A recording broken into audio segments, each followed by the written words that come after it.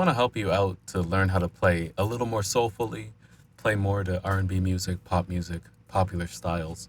So if you learned how to play in band class, for instance, you might have been taught a certain embouchure that would have been good for muting your sound and for making it sound more like all the other instruments around you to help it blend in with all of the other instruments. There's nothing wrong with this, but let me show you the difference here so that you can see what's going on. So your teacher might have told you to curl your lip under onto the mouthpiece like this. So you're curling the lower lip under,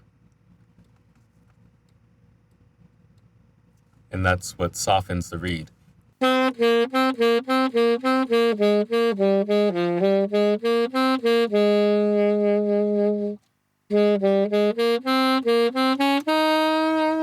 So even my mouthpiece setup here with my soft reed and the open mouthpiece really wasn't designed to play like that. So that should tell you how often I am playing like that. It's really never. What's great about that type of playing is it blends in with the instruments. So if you're in a concert band setting, it can help you to not stand out. When we're playing popular music though, we have different goals. So this is how I do my embouchure when I'm playing a popular style. So it's the way your mouth is normally formed. You can bring it to the mouthpiece and just leave it there. It might also help to think of an O. That's like strengthening the corners of your mouth just a little bit, but the outcome is really the same. I'll show you what those sound like here.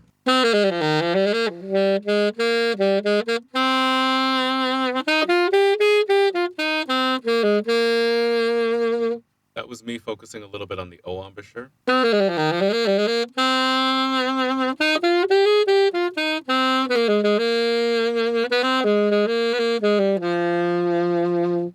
That was me focusing a little bit more on the natural embouchure.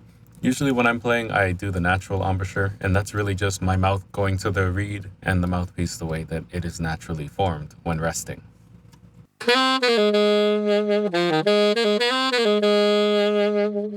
So even just go ahead and make that one change. You'll have more power when you're playing, you'll stand out more. And that's the beginning of what you'd need to play in the popular styles of music. So I'm gonna make a lot more videos about it. For now, if you want to learn more, you can go to my school. It's called the Allen Music Academy, and there's going to be a link to it in the description of this video.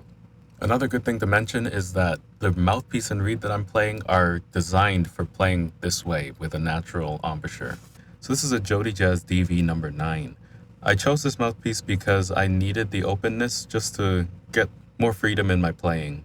I needed the freedom in my playing, and usually with an open mouthpiece, you need a softer reed. And those two go together. The thing is, it's easier to make the most of a setup like this if you're using a natural embouchure. So all of those things put together, you can get more power out of your playing.